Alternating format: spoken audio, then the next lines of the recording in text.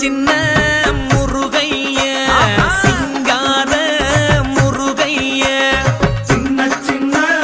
முருகைய சிங்கார முருகைய கொஞ்சி கொஞ்சி தமிழ் பேசும் செந்தில் வடிவேலனவ கொஞ்சி கொஞ்சி தமிழ் பேசும் செந்தில் வடிவேலனவ சின்ன சின்ன முருகைய சிங்கார முருகைய கொஞ்சி கொஞ்சி தமிழ் பேசும் செந்தில் வடிவேலனவ சுப்பிரமணிய சாமி என்பார்,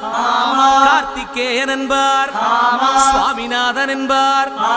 முக அமுதன் என்பார், பாலசுப்பிரமணியன் என்பார், கருணாகரன் என்பார், கதிர்காம கந்தன் என்பார்,